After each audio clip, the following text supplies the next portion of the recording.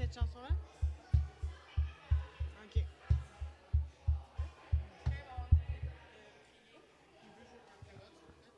Oui.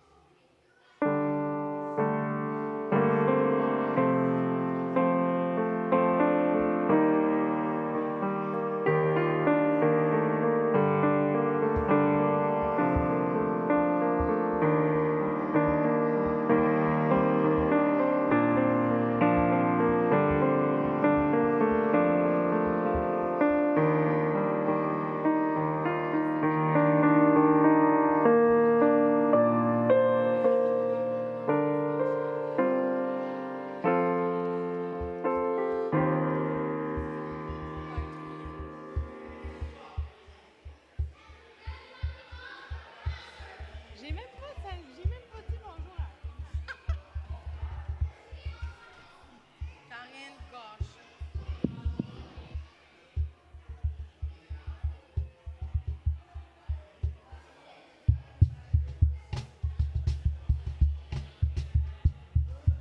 Oh, l'amour renversant, extravagant, infini de Dieu.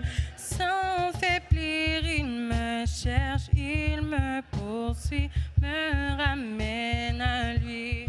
Je suis indigne et sans mérite, mais pour moi tu t'es livré. Oh, l'amour renversant, extravagant, infini de Dieu. Tu peux demander seulement la voix et la batterie. Jésus,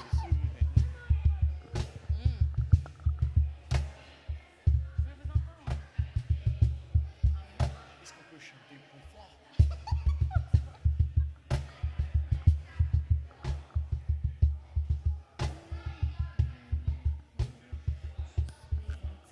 Coisa linda. Ah oui, oui. Je suis allée à l'église avec elle, avec Athéna. Il y a quelques semaines, mon frère et Gaël n'étaient pas là. Et les gens me regardaient. Je dis non, c'est pas mon bébé. Elle a les yeux bleus. Elle est blonde. Alors les gens. Mais Océane aussi. Océane aussi me ressemble dans sa personnalité. Mon fils est 100% sa mère, donc je suis habitué à ça. Je partage ton feeling.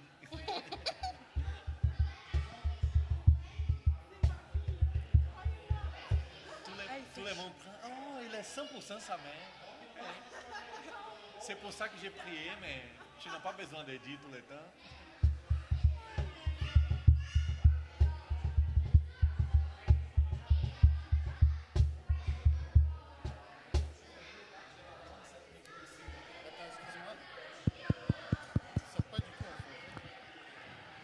Comment expliquer et comment décrire un amour si grand, si puissant que rien ne peut le contenir? Tu sais mes espoirs, Seigneur, tu sais mes craintes, et mes mots sont bien trop petits pour dire tout l'amour que j'ai pour toi. Alors entends mon cœur, mon esprit qui te loue.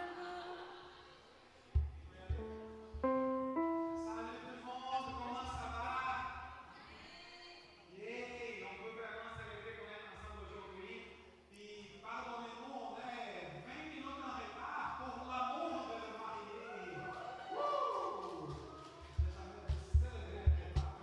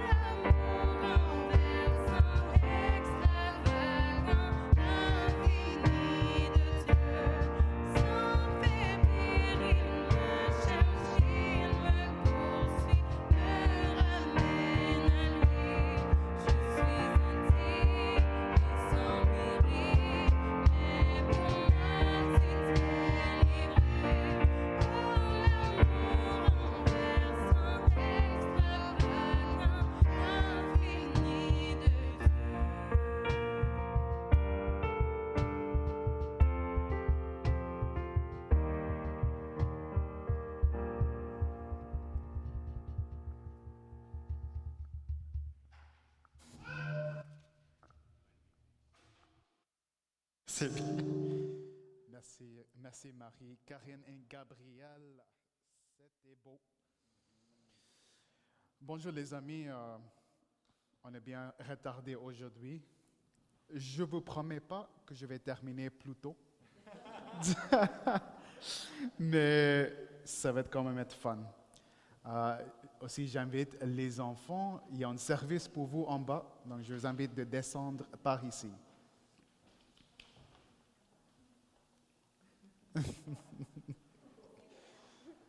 Vous pouvez choisir votre chemin.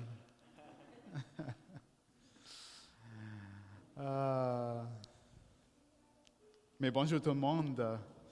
Je commence avec une histoire. Comme vous savez, Marie-Claude, les profs, les étudiants, ils ont commencé l'école. Mais pour Marie-Claude au moins et les professeurs, avant ça, elle ne travaillait pas pour quelques semaines, pour 2 mois. Et donc pour 6 semaines, on a retiré Mila et Pénélope de la garderie. Ils ont bien profité de Montréal et les alentours. Ils sont allés au parc, ont été chez des amis pour les sleepovers. Ils sont allés à la plage de Verdun qu'on aime tous. Donc, ils ont bien profité de leur temps. C'est sûr, avec l'entrée, tout le monde rentre dans l'école. C'est fun, mais c'est un changement de rythme. Pénélope et Mila, ils étaient tristes parce qu'ils n'ont plus avec leur maman chaque jour. Donc, il y avait une journée, le matin, Pénélope voulait rentrer dans le bain avec Marie-Claude. Donc, notre setup dans notre salle de bain, on a une douche et à côté de la douche, il y a un bain. Donc, pendant qu'on prenait notre douche, Pénélope et Mila, ils sont rentrés dans le bain et jouaient. Comme les mauvais parents, on leur a laissé jouer dans le bain et on faisait notre chose, on se préparait. Tout d'un coup, c'est Mila qui crie « Ah! Ah! Maman, papa, aide-moi! Il y a quelque chose qui arrive! » On avait peur. On a tellement rushé, on a pensé que Pénélope est en train de se noyer. Pénélope, c'est notre plus petit. On a rushé, on a checké ça. C'était moins sérieux que ça. Mais Pénélope a fait caca dans le bain. Mais c'est normal. C'est normal pour un enfant qui est relax dans le bain, de se laisser. Et de ne pas savoir qu'elle a même fait quelque chose de mal. Les enfants sont jeunes, soit personne ne l'a appris encore qu'elle ne doit pas le faire, ou ils ne sont pas capables, développement parlant, à apprendre même ça. de comment se comporter dans le bain. Et c'est ça notre prochain sujet aujourd'hui, le 4e dans la série de la conversion, le chemin de la conversion. Comment former un disciple. Donc, après, la dernière étape, c'est après avoir aidé le disciple de se repentir et prononcer la foi en Dieu. Il y a 4 étapes. On va aller à la prochaine. Premièrement, il y a une déclaration publique de leur foi, qui sont maintenant morts à la vieille vie et sont de nouveau en Christ. Donc ça, c'est le baptême. Deuxième, ils s'impliquent à l'intérieur d'une église locale dans plusieurs manières. Troisième, ils grandissent et maturent dans leur ressemblance de Christ. Ils se rassemblent à Christ dans sa patience, dans son amour pour la justice et aussi avec des bonnes œuvres. Et finalement, ils progressent et reproduisent leur foi en d'autres personnes. Donc ça, c'est les 4 étapes dans cette première étape, la multiplication et la formation des disciples. On va explorer ça en lisant le passage d'Hébreux, mais avant ça, je vais juste donner un petit résumé de ce qu'on a partagé des dernières semaines. J'ai préparé toute une page, mais je vais essayer de condenser pour souci de temps. Donc, premièrement, c'est Norton qui a introduit la série. On a parlé du concept de oikos. On a parlé comment Jésus est venu pour donner la guérison holistique. On a parlé de la parabole de Samaritaine et comment Jésus a guéri. On a aussi parlé de parabole des amis qui a apporté leur ami malade à travers le toit de maison, par le toit. Et on a appris comme Jésus a guéri cet ami par la foi. Jésus a guéri cet homme par la foi de ses amis. Et comme ça, on apprend comme que Jésus peut faire des grandes choses par notre foi, que nous, on est ici au Québec. On prie pour nos amis, on les sert et on prie à Jésus que lui, il les sauve et Jésus va les sauver. Deuxièmement, Samuel nous a encouragés avec un beau message de comment créer les ponts de l'amitié. On a appris l'importance de sensibilité culturelle, d'être toutes à tous. Comment Jésus, lui, il s'est humilié en venant à la terre et d'être mort sur la croix pour nous. Et à quel niveau on doit être prêt à servir nos voisins et nos amis. Gabriel, par la suite, avec l'Acte chapitre 4, il a parlé de combien Dieu nous donne des opportunités pour partager l'Évangile et comment on doit prendre ces opportunités, que quand nous, on obéit au Saint-Esprit de Dieu, on prend ces opportunités, Dieu soit glorifié et on avance les gens dans le chemin de la conversion. Et finalement, la semaine passée, Norton nous a encouragés avec l'Acte chapitre 9, la conversion de Saul.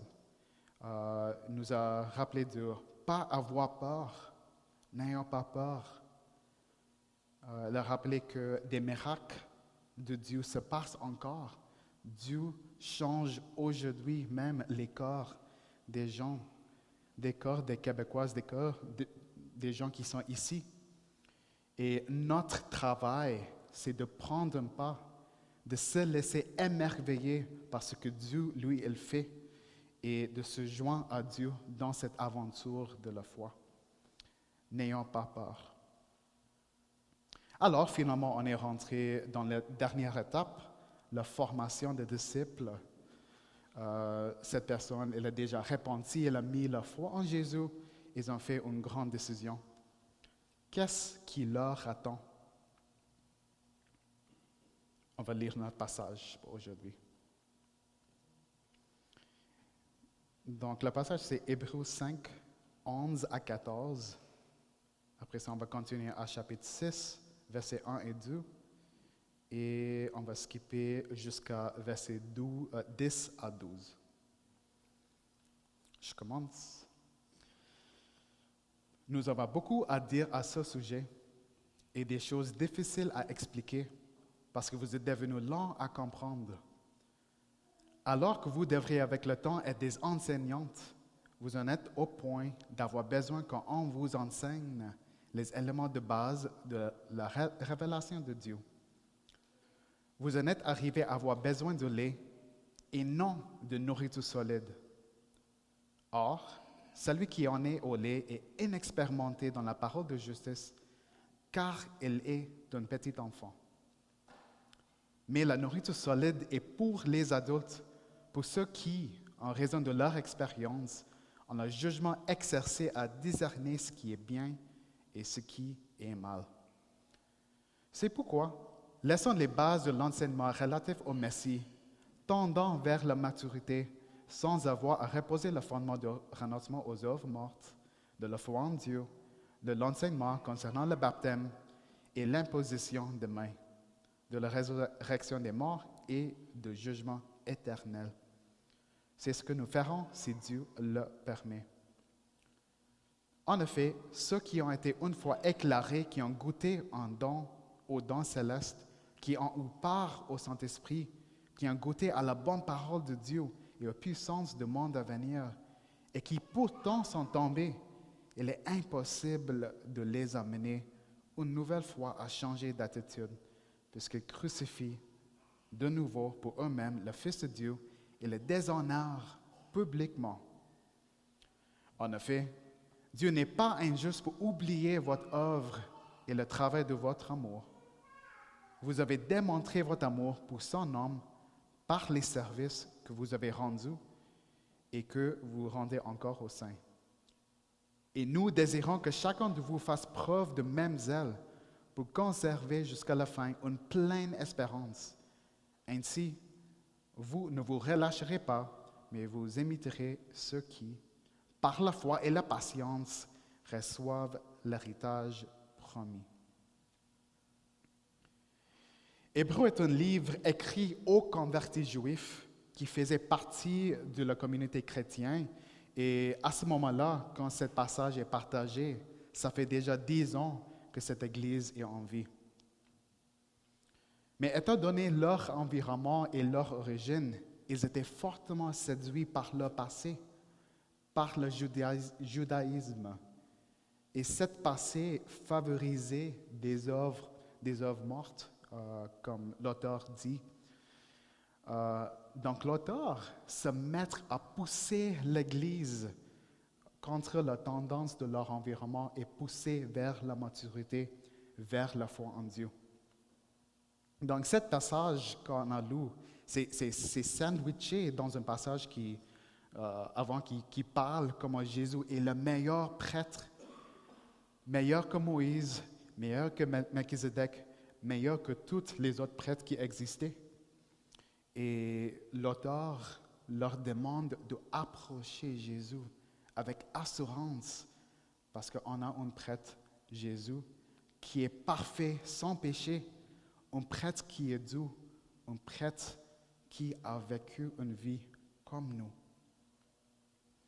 Et pendant que cet auteur il passe au prochain niveau de révélation, il hésite, il s'arrête, il aperçoit que son public n'a pas atteint à ce niveau pour bien comprendre ce qu'il veut partager. Il est triste parce qu'il veut bien partager, mais il ne comprend pas.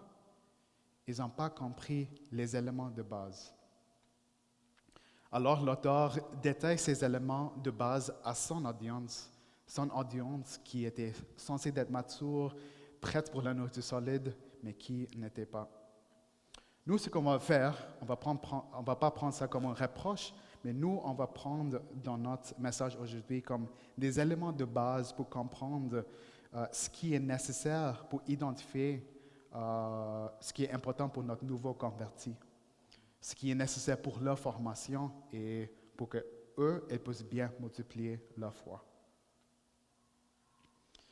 Donc, on va passer par 3 points qui sont importants pour aider les disciples pour bien être formés.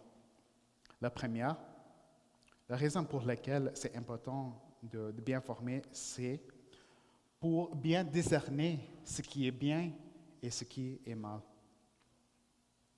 Moi, je vais relire ces versets, je les aime beaucoup. Mais la nourriture solide est pour les adultes, pour ceux qui, en raison de leur expérience, ont le jugement exercé à discerner ce qui est bien et ce qui est mal. Une autre version, les adultes, quant à eux, prennent la nourriture solide. Par la pratique, ils ont exercé leur faculté à distinguer ce qui est bien de ce qui est mal. Et un autre verset dans la Bible qui aussi parle de ce sujet. Mais l'homme naturel n'accepte pas ce qui vient de l'Esprit de Dieu, car c'est une folie pour lui. Il est même incapable de le comprendre, parce que c'est spirituellement qu'on en juge. L'homme dirigé par l'Esprit, au contraire, juge de tout et n'est lui-même jugé par personne. 1 Corinthiens 14 et 15. Donc, la première fois quand j'ai lu ce passage, ça me fait rappeler de cette image, donc le premier slide. C'est un mime. Donc, c'est ça, c'est un nouveau chrétien. Il dit, parfois, j'ai m'allongé dans la douche et fait semblant que je suis un paresseux sous une branche prise dans l'orage. Et le pasteur, encore une fois, c'est bizarre, mais ce n'est pas un péché. C'est juste une blague pour dire comme, en tant que nouvelle converti, plein de zèle, aura beaucoup de questions, beaucoup de situations qu'ils vont faire face et pour lesquelles ils vont avoir besoin de notre aide en tant qu'Église. Des questions comme, est-ce que je peux continuer à vivre avec ma chum blonde avec laquelle je ne suis pas marié? Est-ce que je dois changer mes amis maintenant que je suis devenu chrétien? Est-ce que ma foi a un impact sur comment je vote? Est-ce que j'ai le droit d'aimer quelqu'un de même sexe? Il y a plein de sujets brûlants où le chemin de la croix et la vie d'une Québécoise peut être en désaccord. Et nous, on est confiés à aider ces jeunes disciples dans leur démarche. Donc, ce que l'auteur de Hébreux et l'auteur de 1 Corinthiens nous encouragent, c'est aider le jeune disciple bien, juger de tout, de juger entre ce qui est bien et ce qui est du mal. Comment on peut faire ça? La première façon, c'est par la parole. En 2 Timothée 3, chapitre 3, verset 16, ça dit « Toute l'Écriture est inspirée de Dieu, afin que l'homme de Dieu soit formé et équipé pour toute œuvre bonne. » En tant que faiseur des disciples, on est responsable pour aider ceux qu'on disciple comprendre la parole de Dieu et aussi appliquer dans leur vie. Ça peut prendre plusieurs formes. Quelques exemples que moi j'ai appris en parlant avec des gens, c'est soit tu peux t'asseoir avec un disciple, tu peux lire la Bible ou lire un chapitre ou un livre de la Bible et leur expliquer comment ça s'applique dans la vie. Tu peux aussi encourage les disciples de s'inscrire en atelier Sembec. Il y a plusieurs cours et Sembec, c'est notre partenaire de formation biblique. Et ces cours peuvent aider les jeunes disciples de mieux interpréter et mieux appliquer la Bible. Pour moi, il y avait un mentor jeune qui s'appelle Josh Lau. Josh Lau, maintenant, il sert en Afrique du Nord dans les dernières années avec sa famille. Mais cette mentor, c'était pendant mon temps de l'université. Il m'a aidé à cheminer dans le premier chapitre de Jean. Pour moi, pour la première fois, moi, j'ai finalement compris que marcher dans la lumière de Jésus, c'est pas seulement d'être ouvert à Jésus par rapport à mes péchés, mais aussi d'être ouvert par rapport à mes manquements envers ceux qui sont proches de ma démarche chrétienne. D'être en communion avec eux, mais aussi avec Dieu. D'être ouvert. Pour moi, c'était mind-blowing. Donc c'est ça. La première chose, c'est la parole. Et la deuxième chose qu'on peut faire pour aider le jeune disciple, pour distinguer ce qui est bon et ce qui est de mal, c'est par la pratique. Le verset dit, par la pratique, leurs facultés sont bien formées pour distinguer entre ce qui est bon et ce qui est de mal. Donc, c'est important qu'on marche avec ce nouveau disciple. Et en marchant avec ce nouveau disciple, on l'accompagne, mais on doit aussi donner le nouveau disciple l'espace pour échouer, pour donner la grâce de Dieu que dans nos moments des échecs, qu'on est là pour eux. Donc, en tant que parent, mais aussi membre d'église avec beaucoup des enfants, comme nous, moi je vois quelque chose qui est vraiment pertinent. Nous, on apprend Mila et Pénélope, par exemple, de bien saluer des gens, d'aimer leurs amis, de respecter leurs amis de la garderie, respecter les uns aux autres, tout dans le contexte d'aimer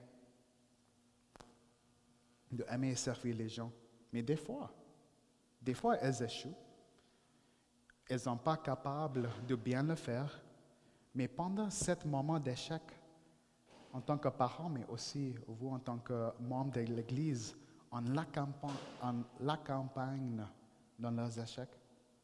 On l'accompagne en leur rappelant qu'elles sont pardonnées par Jésus, qu'elles sont bien aimées, qu'elles sont capables par la force de son esprit, elles sont capables d'aimer comme Dieu les aime. Donc, dans la pratique, dans le rythme d'essayer, échouer, réessayer, réussir, mais échouer encore, ils seront capables de bâtir leur sens, de raffiner leur pensée, pour que quand elles font face à une situation où c'est grise, elles prennent maintenant la bonne décision par la grâce de Dieu. Moi, je trouve ça super intéressant que cette verset, ça ne dit pas par une transformation magique ou par le souffle spécial de Saint-Esprit lors de la baptême que tout va maintenant être facile, que maintenant on sera capable de distinguer, de savoir ce qui est bon, ce qui est de mal. Non, c'est en pratiquant on se développe plus comme Christ. Et souvent, ça se fait dans le contexte de communauté. D'enfant, ce n'est pas possible si tu n'es pas en communauté de se développer, de pratiquer, parce que sans communauté, on ne peut pas s'exposer nos manquements. Moi, je m'appelle, encore en université, j'étais vraiment bête, je rappelle que j'étais toujours en retard pour mes rencontres. Et moi, je ne prenais pas la responsabilité. Je blâmais ma mère qui a pris son temps pour faire le déjeuner pour moi. Je blâmais la personne qui était devant moi, qui marchait lentement. Je blâmais le métro qui avait un arrêt ou quoi, n'importe quoi. Je ne prenais pas cette responsabilité. Moi, je m'appelle, c'était marquant. Il y avait un bon leader qui m'a pris au côté, qui m'a rappelé que moi, je dois être alors, par souci de lui, par souci des personnes que je sers, que par l'amour, je dois être alors pour mes rencontres. Je lutte toujours. Mais deuxièmement, d'être un homme qui prend la responsabilité pour mes manquements. C'est quelque chose qu'il m'a appris. Et c'était en communauté. C'était par la pratique dans ma vie quotidienne que lui, il m'a formé en tant que disciple pour vivre comme Christ, dans le pratico-pratique. Deuxièmement, le deuxième point, pourquoi c'est important de former les disciples, c'est pour conserver jusqu'à la fin une pleine espérance. l'emphase sur la première partie. Dans la parabole de sa mort, Jésus communique qu'il y a un vrai danger que Satan arrache la bande dépôt de l'Évangile qui a été mise dans un nouvel converti. Soit les tentations ou les plaisirs de la vie, les circonstances, la pression de la famille ou la culture autour. Alors c'est important qu'on entoure les disciples que Dieu met dans notre chemin, Église 21, qu'on entoure avec la bonne communauté. Marie-Claude, elle est devenue une chrétienne en jeune âge. Et d'être une chrétienne au Canada et surtout au Québec, c'est différent. Moi, je me rappelle, quand j'étais dans l'Inde, il y a une différence, comment c'est facile ou ça peut être difficile, même au Pérou quand j'étais là. Mais pour Marie-Claude, il y avait un moment critique dans sa vie où elle a dû décider si elle va suivre Jésus ou non. Et pour lui, c'était la différence entre d'être mieux accepté par ses amis, d'être dans cette cercle des amis. Donc, Marie-Claude, elle a bien prié, mais dans son prière, elle était bien entourée par la communauté, par sa gardienne, Martha, mais aussi par son groupe jeunesse de son église locale. Et, comme c'est évident aujourd'hui, la présence de Saint-Esprit et la présence de la communauté de l'Église lui a aidé de persévérer dans la foi. Et nous, on sait dans nos expériences qu'on a eues comme des chrétiens, c'est possible qu'il y ait quelqu'un qui est attiré par l'Évangile, attiré par l'amour de Dieu, qui suive pour un petit moment et fait toutes les étapes nécessaires, fait les baptêmes et tout, mais après quelques mois, il disparaît. Donc, ce qui est important quand on entoure bien les jeunes disciples, comme un troupeau entoure les petits, c'est plus petit. Ceci étant dit, aussi, comme dans les expériences de plusieurs personnes, le cheminement de la conversion, ce n'est pas quelque chose de linéaire. J'ai un petit graphe ici. Mais, comme on sait, notre cheminement de la conversion, il y a des hauts, il y a des bas. Et c'est Dieu qui nous aide à persévérer jusqu'à la fin. Alors, par la grâce de Dieu, on s'entoure les jeunes disciples avec une communauté forte et aussi leur donne l'espace pour échouer, mais aussi d'apporter la guérison de l'amour de Dieu. Prochain point, pourquoi c'est important de former les disciples, c'est pour conserver jusqu'à la fin une pleine espérance. Prochaine slide. Merci. C'est bien, oui. Donc, il y avait une installation d'art mécanique qui s'appelle en anglais Can't Help Myself. Comment on peut traduire ça en français? Je ne peux pas m'aider. Excuse-moi. Donc, c'est une arme robotique qui était capable de danser et faire des mouvements intéressants pour le plaisir des gens qu'il voyait, pour le plaisir des spectateurs. Et chaque fois qu'elle faisait des mouvements, cette arme robotique, elle perdait liquide hydraulique. Au début, en 2016, quand c'était commencé cette art d'installation, ce robot s'amusait beaucoup et perdait liquide, mais était capable d'approcher le liquide envers lui. Donc, il s'amusait. Mais au fil des années, il y a eu trop de liquide qui était perdu, qui était éloigné, qui était trop loin pour lui de s'approcher envers lui. C'était perdu dans les murs, c'était trop loin. Et après quelques années, il a dû arrêter de s'amuser. Elle n'était pas capable de continuer parce qu'elle a perdu trop de liquide. Il s'est arrêté. Et c'est ça notre réalité des fois. La réalité de nous dans notre vie, mais aussi les nouvelles convertis. Au fil des années, on manque la force, on manque l'énergie. Et cette étincelle n'est plus là. Donc, ce passage dit, c'est pourquoi, laissant les bases de l'enseignement relatif au Messie, tendant vers la maturité, sans avoir à reposer le fondement de renoncement aux œuvres mortes de la foi en Dieu. L'auteur nous encourage de vivre par la foi et pas par nos œuvres. Quand on essaie de faire des choses par nos efforts, c'est difficile. On manque le but, nous on essaie d'être des sauveurs. Nous, on ne grandit pas en maturité. Mais quand on vit par l'Esprit, nos actions, et quand nos actions ne sont pas pour gagner la faveur de Dieu, gagner l'amour de Dieu, à ce moment-là, c'est léger. Jésus, lui, il a vécu une vie parfaite que nous, on ne pourrait jamais vivre. Il est mort dans notre place, dans ma place, dans la place de jeunes convertis. Il nous demande de lui faire confiance parce que lui, il nous a pardonné. Il nous demande de faire confiance que lui, il nous sauve. Quand on a la foi en lui, que nous, on a la foi en Jésus, que lui, il est en train de changer le monde dans une façon holistique. Comme Jésus va changer nos corps, mais il change aussi le monde. Que Jésus demande que nous, on a la foi en lui, que lui, il va revenir.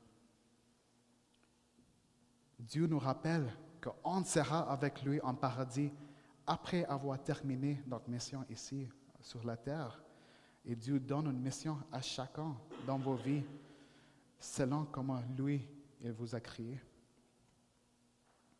La Bible nous rappelle que nous, on va régner avec lui et faire améliorer le monde dans une façon qu'on ne comprend pas, on ne connaît pas.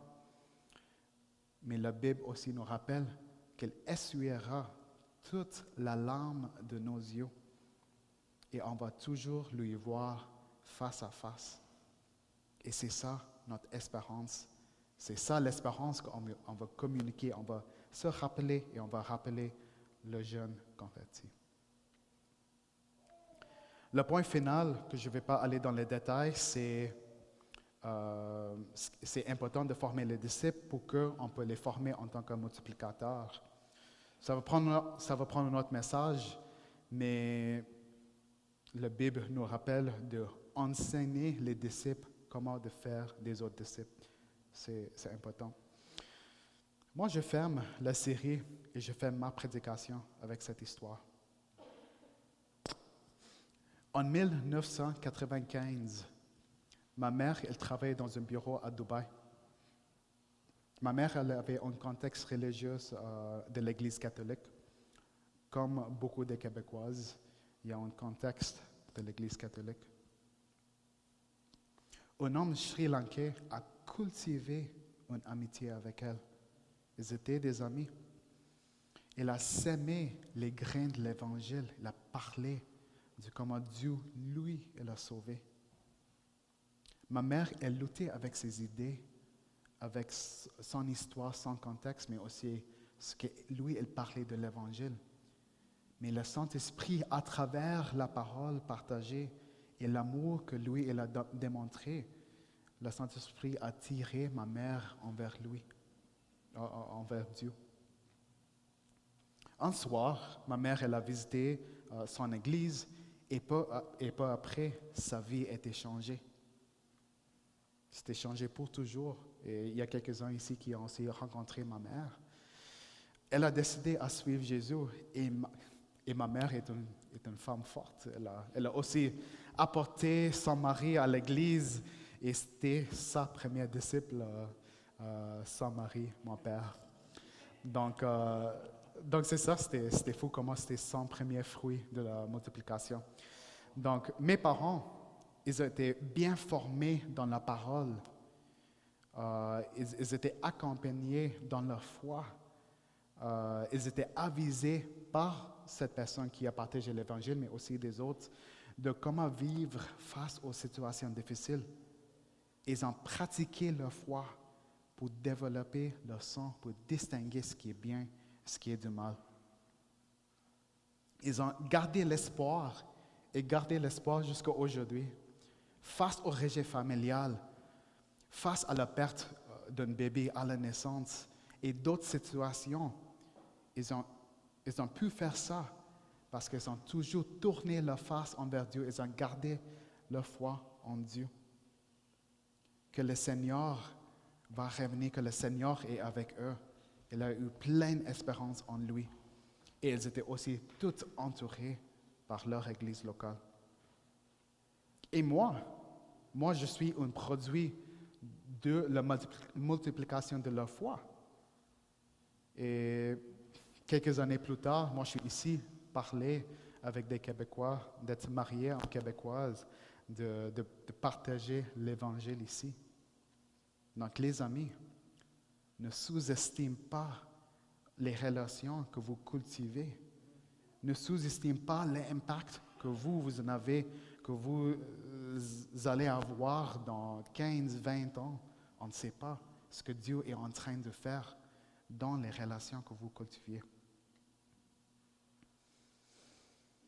Donc, après que je prie, on va avoir l'équipe de musique qui va chanter une chanson et on va avoir la Sainte Seine. Et quand on prend les éléments, réjouissez pas seulement dans la victoire de Jésus, mais avec ça, célébrez et pensez comment Dieu nous appelle d'être les ambassadeurs qui aident les autres jeunes convertis dans le chemin de la conversion. Célébrons en prenant la galette et le vin, comment Dieu va te utiliser et va utiliser les personnes que vous allez former en tant que disciples. Prions.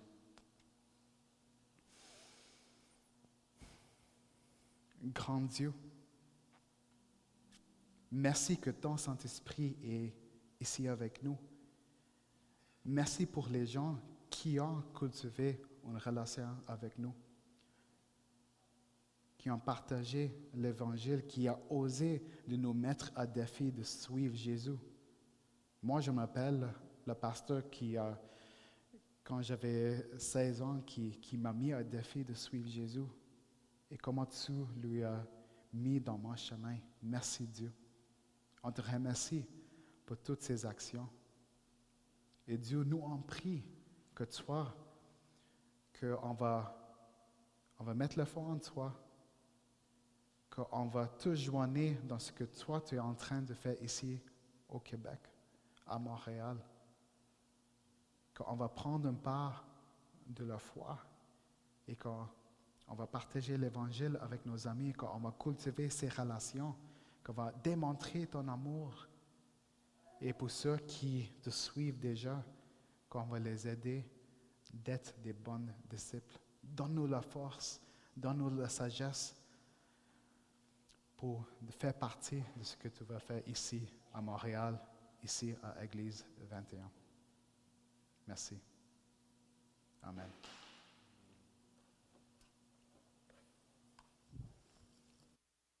CNC, on va faire le chant Combien Dieu est grand, donc je vous inviterai à vous lever.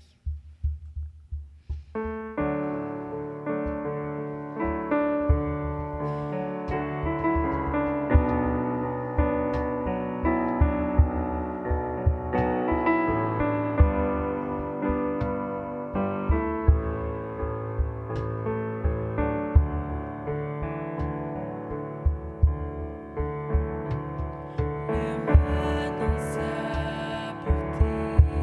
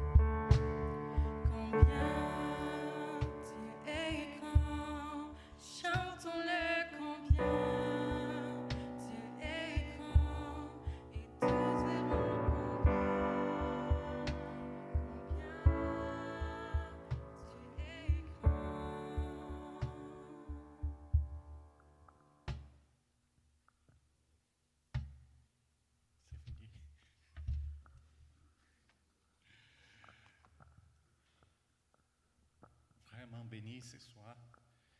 Et pendant la prédication de Hansi, il a parlé des moments difficiles que MC a passé pendant sa vie comme chrétien au Canada, spécialement au Québec. Mais il a dit que la communauté a beaucoup aidé pendant ce temps. Être en communauté, c'était une bénédiction, c'était une chose qui l'a aidé pendant son cheminement chrétien. Et comme communauté, le Seigneur nous a laissé un enseignement précieux. J'aimerais partager avec vous le texte en 1 Corinthiens 11. On va lire du verset 23 jusqu'à 29. 1 Corinthiens 11, 23 à 29. En effet, voici l'enseignement que j'ai reçu du Seigneur et que je vous ai transmis. Le Seigneur Jésus, dans la nuit où il faut livrer, prit du pain et après avoir remercié Dieu, il le rompit et dit, « Ceci est mon corps qui est pour vous. Faites ceci en mémoire de moi. » De même, il prit la coupe après le repas et dit, « Cette coupe, c'est la nouvelle alliance de Dieu, garantie par mon sang. Toutefois, toutes les fois que vous en boirez, faites-le en mémoire de moi. En effet, jusqu'à ce que le Seigneur vienne, vous annoncez sa mort. Toutefois, toutes les fois que vous mangez de ce pain et que vous buvez de cette coupe. C'est pourquoi celui qui mange le pain du Seigneur ou boit de sa coupe de façon indigne se rend coupable de péché envers le corps et le sang du Seigneur. Que chacun donc s'examine soi-même et qu'il mange alors de ce pain et boive de cette coupe. Car si quelqu'un mange du pain et boit de la coupe sans reconnaître la relation avec le corps du Seigneur, il attire ainsi le jugement sur lui-même. Cet enseignement, le Seigneur nous a laissé comme communauté. Chaque fois qu'on se rencontre, pour se rappeler que pour annoncer sa mort, il dit aussi que chaque fois on doit nous examiner. Et cette chose ici, je me rappelle quand j'étais adolescent, c'était toujours comme, oh, si j'ai fait un péché, j'ai commis un péché pendant la semaine, donc je ne peux pas boire, je ne peux pas participer. Mais ce n'est pas ça que ce texte dit là. Ce texte dit, examine soi-même, regarde-le comment va ton relationnement avec Dieu, et parle avec Dieu et mange-le, bois-le. J'aimerais inviter Jacques, on va passer du pain. On va boire ensemble. J'aimerais te donner 1 minute pour que tu puisses prier, parler avec Dieu.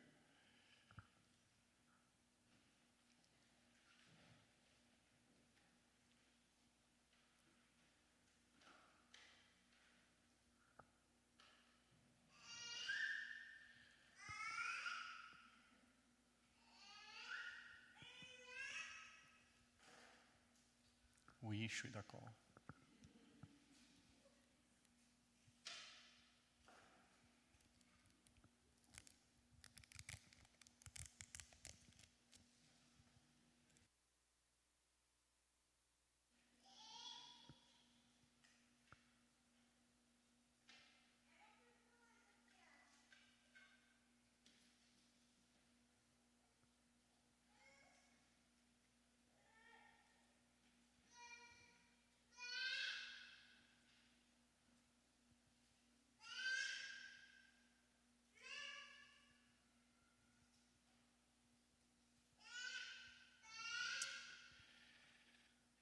Merci, Seigneur, pour ton sacrifice pour nous, Seigneur. Merci pour mourir à la croix et pour qu'on puisse avoir la rédemption de nos péchés et avoir la vie. Merci, Seigneur, parce qu'on participe comme communauté du Seigneur. Merci pour ton amour envers nous et merci pour que tu es là avec nous, Seigneur. Au nom de Jésus, on prie. Amen.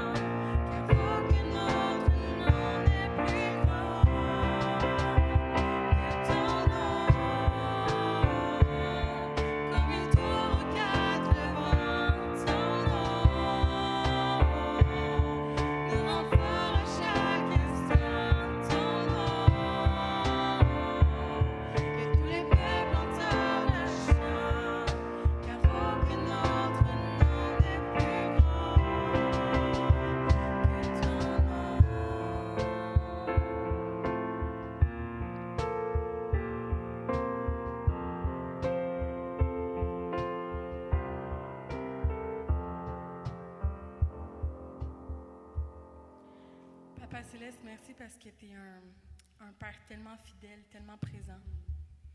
Je te prie pour cette assemblée, Seigneur, je te prie pour leurs défis, pour leur bénédiction dans leur vie, Seigneur, que tu puisses être toujours celui en qui on jette le premier regard.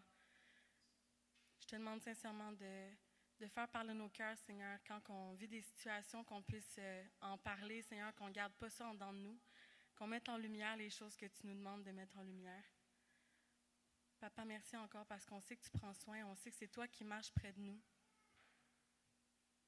Permets qu'on puisse toujours te regarder, puis dans le prochain chant, on va parler de combien Dieu est là, combien il est puissant, puis des fois, simplement un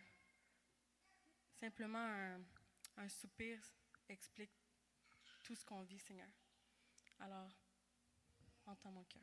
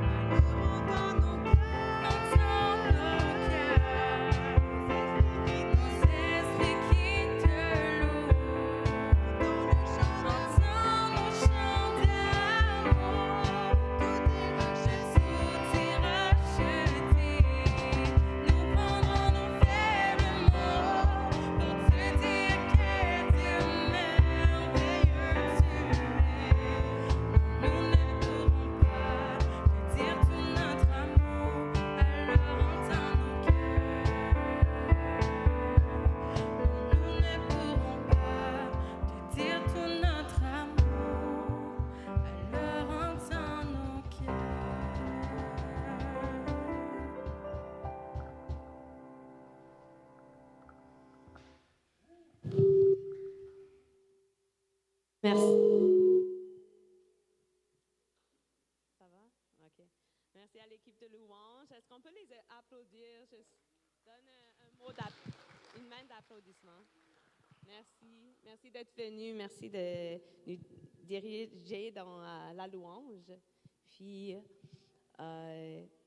ça nous réchauffe le cœur. Je me sentais si vraiment, j'entendais les gens autour de moi chanter aujourd'hui, puis ça m'a fait du bien. Alors, gloire à Dieu. Puis, bienvenue ici à Église 21. S'il y a des gens qui sont ici pour la première fois ou si vous n'avez jamais scanné la carte d'accueil et vous aimeriez être connecté à un membre de notre Église, il y a un code QR qui est sur l'écran où ça va vous permettre d'être connecté avec un membre de notre Église pour faire un suivi avec vous et vous aider à savoir comment vous pouvez être intégré dans notre Église, Église 21. Puis, aussi, pour ceux qui sont déjà membres de l'Église, qui aimeraient contribuer financièrement à la vie de l'Église et à la mission d'Église 21, on vous invite à soit le faire en ligne à église21.ca/donner ou à le faire dans la boîte noire que j'ai été comme, il faut le sortir. Et ça fait comme 3 semaines qu'on est comme la boîte noire. Ça existe quelque part. Alors, c'est ici aujourd'hui pour vous permettre de donner en personne. On a un groupe sur Facebook, ça fait quelques semaines qu'on l'annonce, mais si vous n'avez pas encore eu l'occasion de vous joindre, si à chaque semaine vous oubliez, en ce moment, c'est le moment de chercher groupe communautaire d'Église 21 sur Facebook, puis de vous ajouter à ce groupe. C'est un endroit où on peut communiquer pendant la semaine, on peut envoyer des requêtes de prière, parfois partager juste des photos comme Pruna arrive, des photos, des choses comme ça, pour rester connecté pendant la semaine. Dans, 2 semaines, ça va être l'Action de grâce. Puis en tant qu'Église, pour fêter l'Action de grâce ensemble, on va faire un potluck. Alors, si vous allez être à Montréal cette fin de semaine-là, du 8 octobre, on vous invite à juste comme marquer dans l'agenda que ça va être un dimanche spécial, un dimanche potluck. Puis que ça s'en vient. Si vous avez un don, le don spirituel de préparer la bouffe, vous pouvez déjà réfléchir à c'est quoi votre spécialité que vous aimeriez apporter pour ce repas le 8 octobre. Puis, dernière annonce par rapport à notre frère Fanilo. Il nous a envoyé un message dans le bulletin hebdomadaire. Peut-être que vous avez lu le message cette semaine pour annoncer que Fanilo, Citrac et Iris ils commencent à s'intégrer dans une église dans l'ouest de l'île, plus proche de chez eux. J'aimerais inviter en fait Fanilo à venir, puis Norton à venir. En tant qu'église, on aimerait prendre un moment de juste prier pour eux, puis bénir la famille de Fanilo. Alors, je laisse la parole à Norton.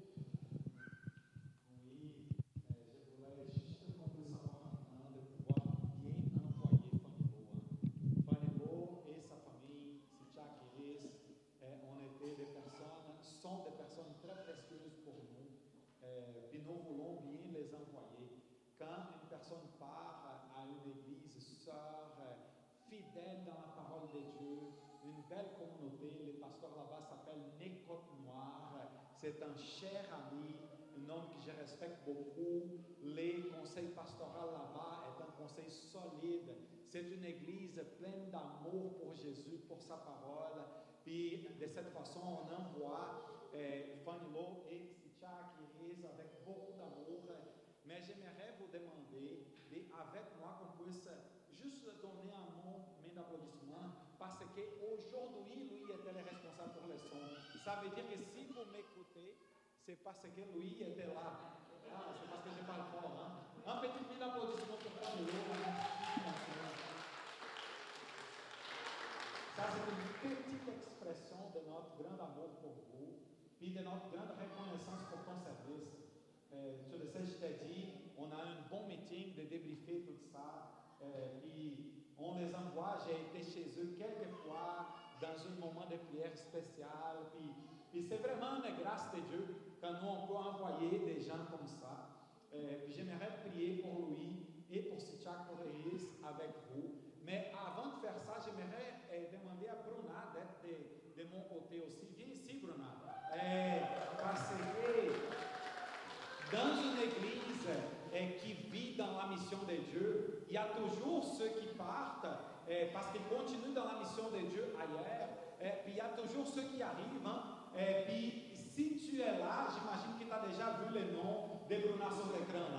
Tout le monde a vu le nom de Bruna sur l'écran. Puis on a tellement de la joie parce que les visas, puis les billets d'avion, les amis, c'était tout un cheminement. Mais Bruna est là pour servir dans notre équipe de staff d'Église 21. Puis on veut l'accueillir. Donc on est en train d'envoyer la famille de Fanilo, Sichak, Iris, puis d'accueillir Bruna en même temps. Puis on est super content de vivre ce mouvement missionnaire. C'est des gens qui partent, puis des gens qui arrivent. Mais tout le monde dans la mission de Dieu, en vivant, en se donnant complètement à Jésus. Je suis certain que l'Église Emmanuel à l'ouest de l'île sera profondément bénie par la vie de Fanilo, Sichak et Iris. Donc, est-ce qu'on peut prier pour ces deux-là?